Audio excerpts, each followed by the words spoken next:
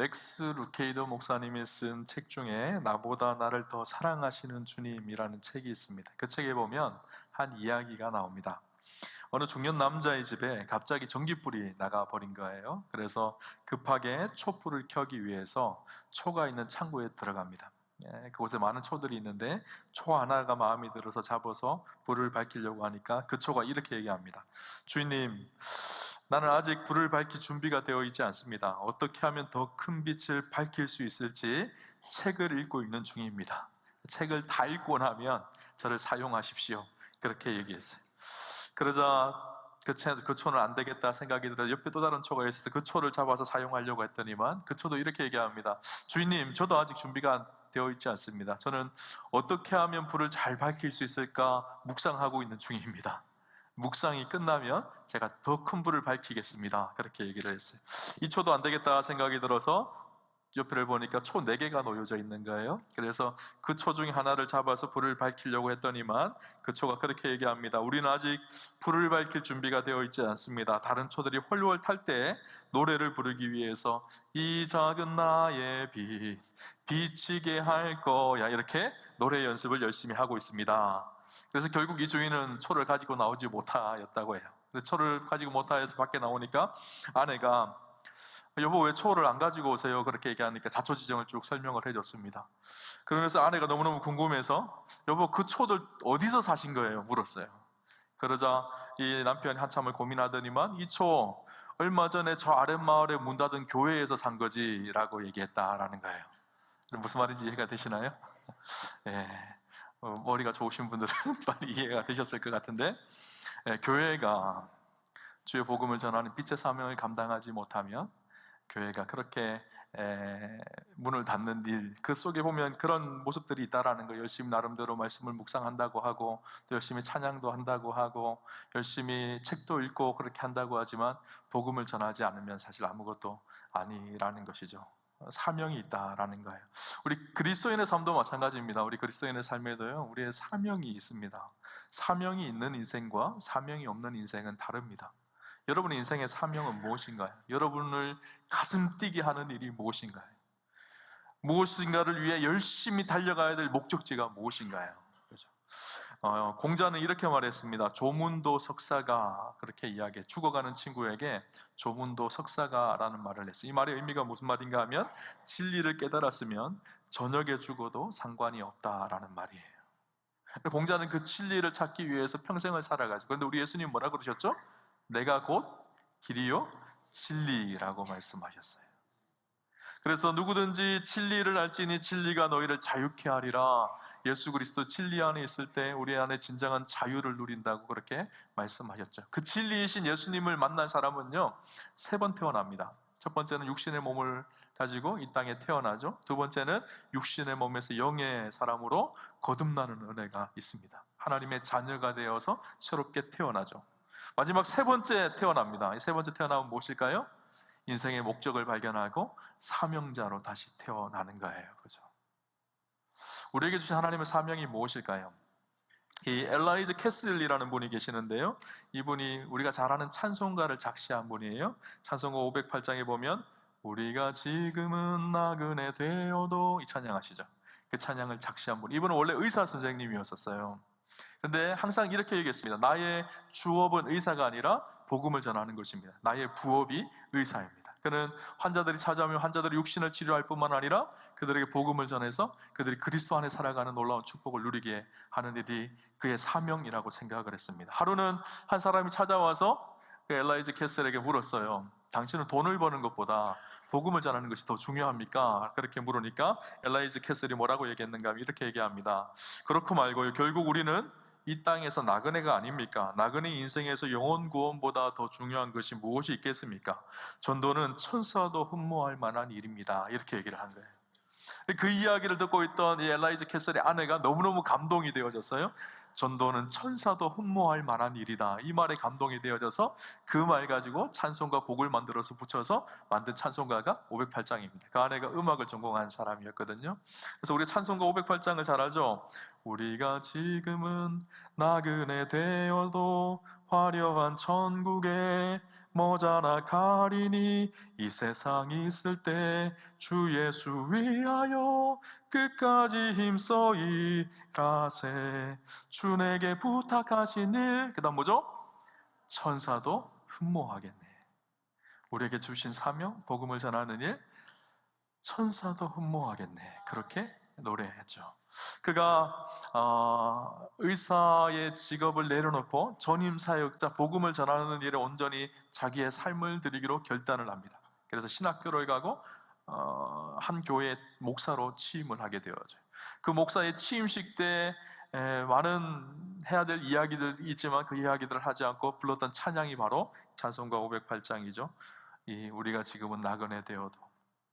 그곳에서 사역을 하다가 얼마 지나지 않아서 안타까운 일이 일어납니다. 아내가 교통사고로 신방을 가다가 복음을 전하러 가다가 죽었어요. 사람들이 물었습니다. 당신이 목사가 되지 않았으면 아내가 죽지도 않았을 수도 있을 것인데 목사가 된 것을 후회하지 않습니까?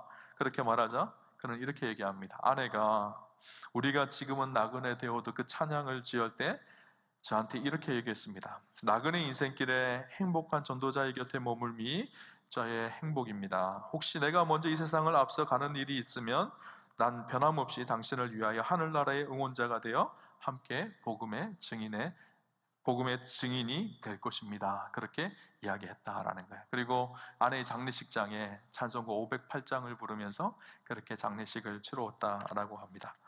우리 인생에 주어진 중요한 사명이 있습니다. 그리스도인들에게 있어야 될 가장 본질적인 사명이 있죠. 무엇일까요?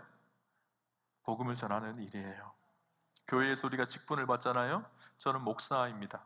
어떤 분은 장로님으로, 어떤 분은 권사님으로, 어떤 분은 집사님으로 여러 가지 모양으로 우리에게 직분이 주어졌어요. 그 직분의 궁극적인 사명이 무엇일까요? 복음을 전하는 일이에요. 복음을 전하는 그 일 때문에 우리에게 직분이 주어져 있는 거예요. 그죠? 오늘 사도 바울은요 우리에게 그것을 이야기해주고 있습니다. 오늘 보면 16절, 17절에 보면 사도 바울이 뭐라고 얘기하는가 하면요, 우리 같이 한번 읽어봤으면 좋겠어요. 16절, 17절 같이 보겠습니다. 내가 복음을 전할지라도 자랑할 것이 없음은 내가 부득불할 일임이라. 만일 복음을 전하지 아니하면 내게 화가 있을 것이로다. 내가 내 자의로 이것을 행하면 상을 얻으려니와 내가 자의로 아니한다 할지라도 나는 사명을 받았노라. 아멘. 바울이 뭐라고 얘기하고 있죠? 내가 이 복음을 전하는 것을 자랑할 것이 전혀 없다라는 거. 왜냐하면 내가 당연히 부득불해야 될 일이기 때문이라는 것을 이야기하고 있죠. 만일 복음을 전하지 않으면 오히려 내게 화가 있을 것이다. 그렇게 이야기합니다. 바울이 어떤 사람이었죠? 죄인 중에 스스로를 죄인의 개수라고 여겼던 사람이에요. 그럼에도 불구하고 자신을 구원하신 그 놀라운 하나님의 은혜 때문에 늘 사도 바울은 빚진 마음으로 살았습니다. 그래서 그 은혜를 갚는 비결이 복음을 전하는 일이라고 생각을 했죠. 그래서 늘 주의 사명 붙들고 복음을 전하는 일을 자기의 인생의 목숨보다 더 귀한 일로 여겼어요. 사도 바울뿐인가요? 오늘 우리의 사명도 마찬가지입니다. 연약한 우리의 인생을 그리스도의 십자가의 보혈로 구원하신 그 놀라운 은혜를 생각할 때 우리 안에 마땅히 해야 될 사명이 무엇일까요? 주의 복음을 증거하는 일이죠. 그래서 사도 바울이 뭐라고 얘기하는가 하면 이것을 자의로 하면 하늘에 상이 있을 것이고 그럼에도 불구하고 억지로라도 해야 될 것이 무엇인가 하면 우리의 사명 때문이다. 사도 바울은 그렇게 우리에게 이야기하고 있죠. 오늘 우리 모두에게 주신 사명이 있습니다. 예수 그리스도의 그 은혜를 아는 사람에게 주신 마땅한 사명이 무엇일까요? 복음을 전하는 일이에요.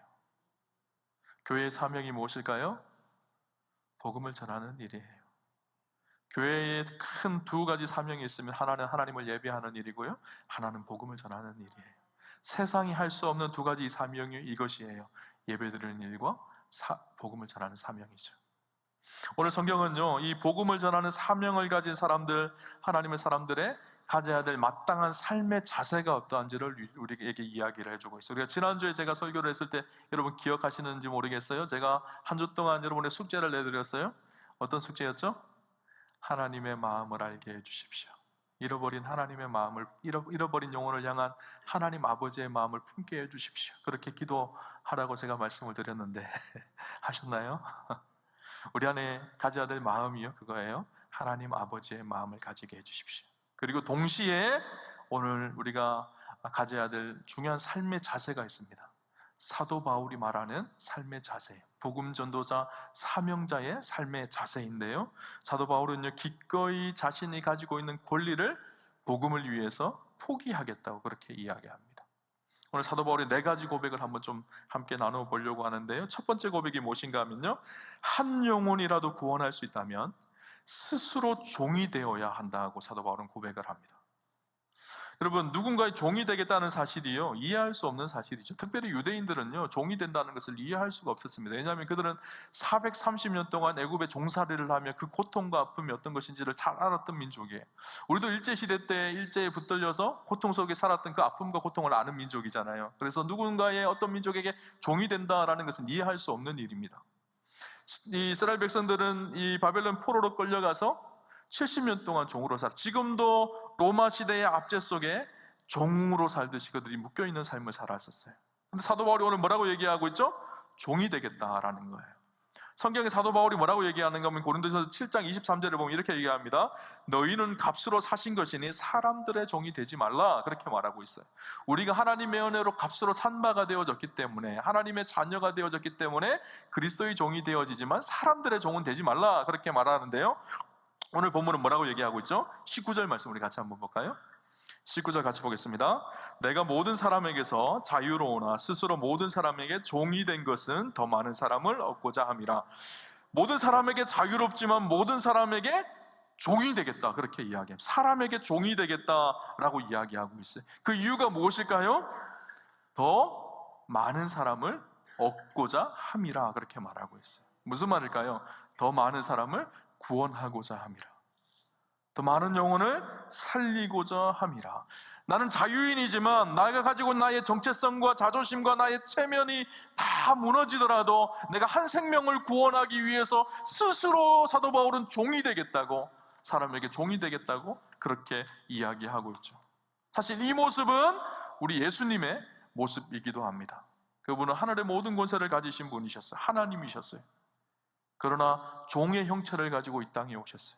그리고 우리를 구원하기 위해서, 우리의 생명을 얻기 위해서 십자가를 지셨어요.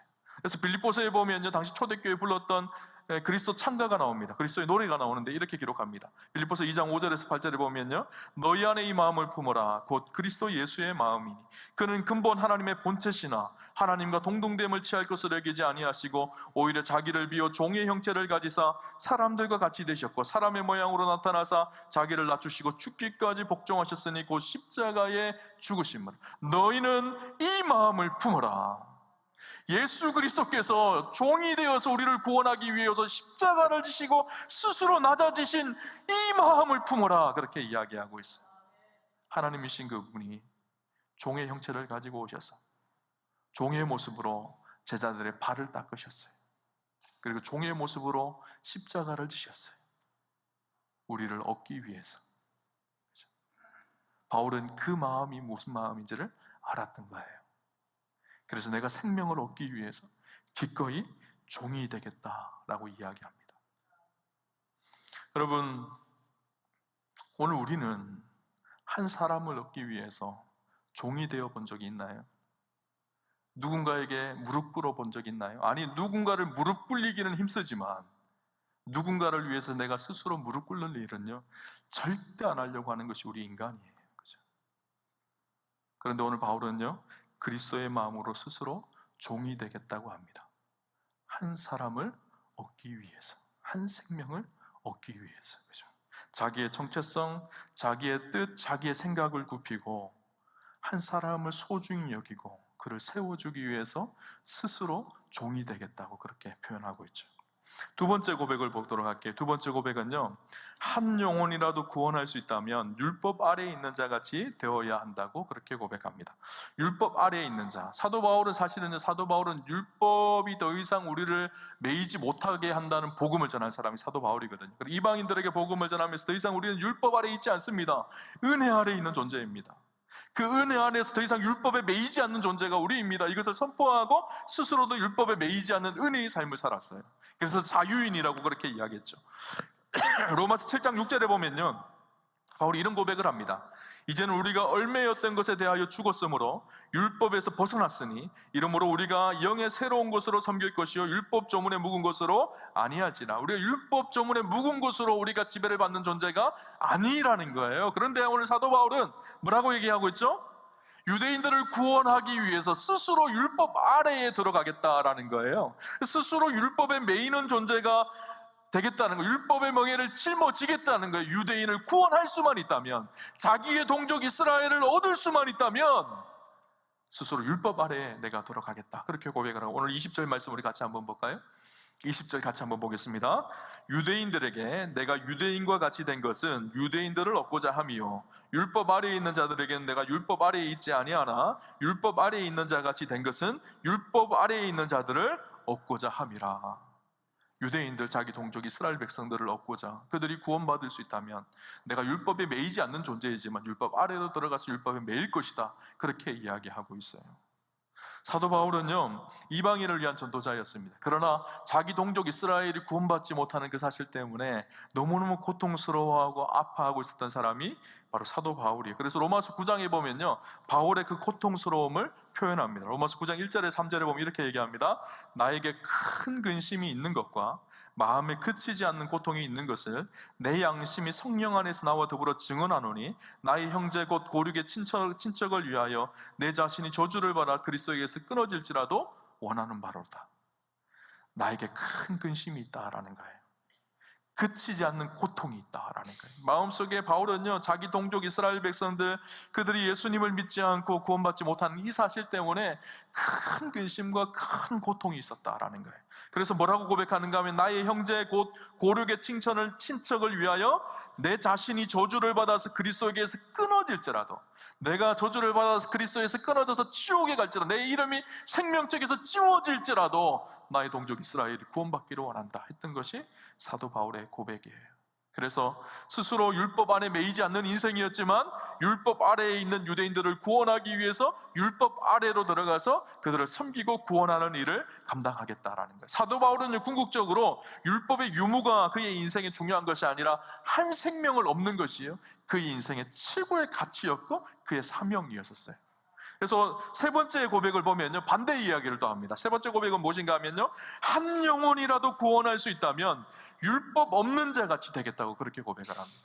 아니, 방금 전에 율법 있는 자 같이 되겠다 그렇게 이야기해놓고 또 다시 뭐라고 그러죠? 율법 이제는 없는 자 같이 되겠다라는 거예요. 바울은요, 율법을 잘 알고 있었던 사람이고요, 또 한편으로는 율법을 잘 지켰던 사람이에요. 무슨 말일까요? 아니, 목사는 방금은 바울이 율법에 매이지 않는 사람이라고 그랬는데 또 율법을 잘 지켰다니요? 율법을 통해서 구원받는 것이 아니지만, 바울은 예수 그리스도의 은혜로 구원을 받지만 이제는 거룩한 하나님의 백성으로 살아가기 위해서 하나님의 말씀과 율법을 잘 지킨 사람이었어요. 그런데 내가 이방인들, 율법을 알지 못하는 사람들을 전도하기 위해서, 그들에게 복음을 전하고 그들의 생명을 얻게 하기 위해서 때때로는 율법 없는 자들처럼도 나는 행하겠다라는 거예요. 오늘 본문 21절 우리 같이 한번 볼까요? 21절 같이 보겠습니다. 율법 없는 자에게는 내가 하나님께는 율법 없는 자가 아니요 도리어 그리스도의 율법 아래에 있는 자이나, 율법 없는 자와 같이 된 것은 율법 없는 자들을 얻고자 함이라. 내가 율법 아래에 있지만, 유대인이지만 나도 율법 없는 자들처럼 그들에게 다가가서 그들의 생명을 얻기 위해서 그렇게 할 것이다, 그렇게 이야기하고 있죠. 당시 유대인들은 선민사상이 있었습니다. 유대인들만 구원받는 특별한 의식이 있었죠. 구원받는다고 하는.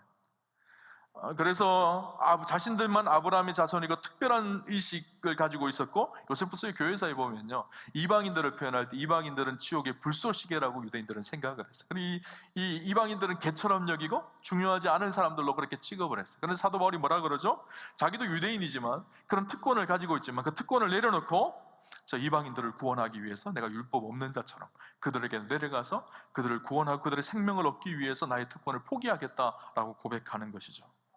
마지막 네 번째 고백이 나오는데요, 마지막 네 번째 고백은요, 한 영혼이라도 구원할 수 있으면요 내가 약한 자가 되겠다, 그렇게 고백을 합니다. 당시는 로마 시대입니다. 로마 시대는 힘과 능력이 가장 아름다운 것이고 가장 멋있는 것이었어요. 그래서 로마 팍스 로마나의 시대였죠. 로마의 힘으로 온 세상을 통치하던 시대예요. 힘이 중요하고 능력과 권력이 중요하던 시대입니다. 근데 사도 바울이 뭐라 그러죠? 내가 가지고 있는 힘, 내가 가지고 있는 능력, 권력을 다 내려놓고 스스로 약한 자가 되겠다는 거예요.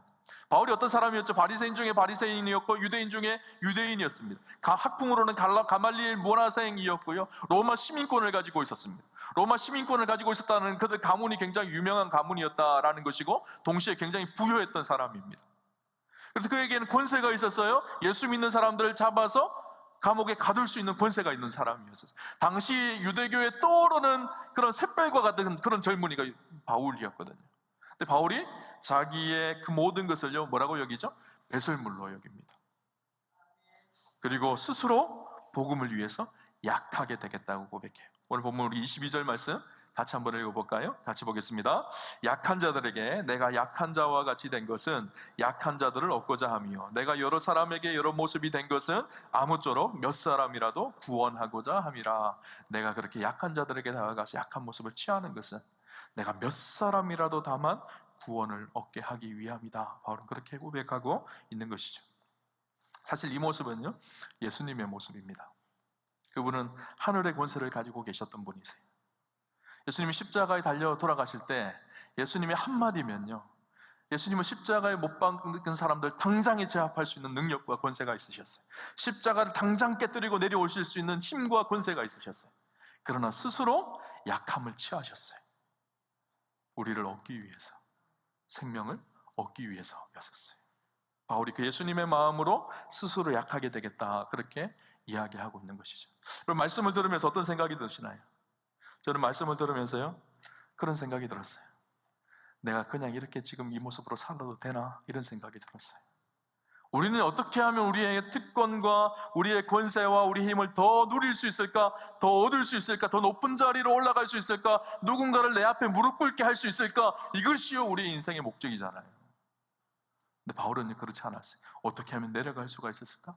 어떻게 하면 내가 무릎 꿇을 수 있었을까? 어떻게 하면 생명을 얻을 수 있을까? 이것이 바울의 인생이었던 거예요. 우리는 커지고 화려해지고 대단해지고 이것이 우리 인생의 목적으로 살아갑니다. 그런데 진짜 사명자는요, 한 사람을 얻기 위해서 자신의 삶에 고군분투하며 씨름하며 자기의 특권을 내려놓고 스스로 종이 되는 사람들이라는 거예요. 그런 사람들을 통해서 복음은 2000년 역사 속에 오늘 우리에게까지 증거되어져 온 것이죠. 오늘 사도 바울이 마지막 고백을 봅시다. 22절, 23절에 보면 이렇게 얘기합니다. 여러 사람에게 여러 모습이 된 것은 아무쪼록 몇 사람이라도 구원하고자 함이니 내가 복음을 위하여 모든 것을 행함은 복음에 참여하고자 함이라. 내가 이렇게 낮아진 것, 내가 가지고 있는 특권과 자유를 포기한 것, 복음에 참여하기 위해서, 몇 사람을 얻기 위해서 그렇게 이야기하고 있는 것이죠. 여러분, 많은 사람들이요 그렇게 생각합니다. 사람을 얻기 위해 나의 특권을 포기해야 되는데 반대로 특권을 얻기 위해서 사람을 이용합니다. 오늘 우리가 살아가는 시대가 그런 시대죠. 사람을 도구나 소모품처럼 취급합니다. 그래서 달면 삼키고 쓰면 뱉습니다. 성경은 우리에게 그렇게 말하고 있지 않아요. 한 생명이 천하보다 귀하다고 말하고 있어요. 그 생명을 얻기 위해서 사도 바울은 기꺼이 종이 되겠다라고 이야기하고 있죠. 유대인의 경건파 중에 하시디즘이라는 경건파들이 있는데 이분들의 내려오는 이야기가 이런 이야기가 있다고 합니다. 어느 날 랍비가 자기 제자들에게 이런 질문을 합니다. 그대들은 밤이 지나고 새벽이 왔다는 것을 어떻게 알 수 있나? 라는 질문을 합니다. 그 질문에 한 제자가 대답합니다. 저기 있는 짐승이 개인지 양인지 구별할 수 있으면 새벽이 온 것이죠. 그렇게 얘기를 해요.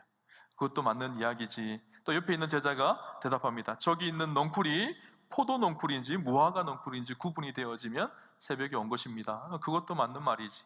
이렇게 스승이 이야기합니다. 그러자 한 제자가 묻습니다.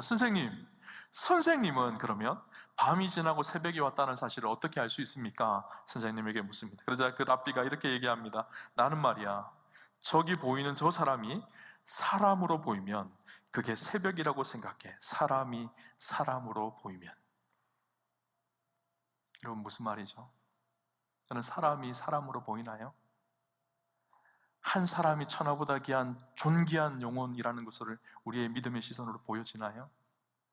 아니면 나의 유익을 위해서, 나의 편의를 위해서 사용하는 도구처럼 그렇게 사람을 여기시나요?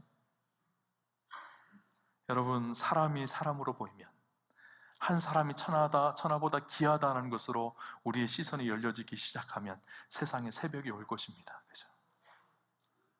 오늘 축복하기를 저는 우리 우아함교회 성도님들이 새생명 축제를 준비하면서 또 한 가지 우리의 영적 시선이 열려졌으면 좋겠어요. 영혼이 영혼으로 보이는 시선, 한 사람이 하나님께서 보내신 존귀한 사람이라는 사실, 천하보다 귀한 영혼이라는 사실, 그 천하보다 귀한 영혼을 위해서 기꺼이 내 삶을 무릎 꿇고 종으로 섬길 수 있는 믿음의 고백이 있는 저와 여러분이 되는 그런 축복이 있으시기를 주님 이름으로 축원합니다.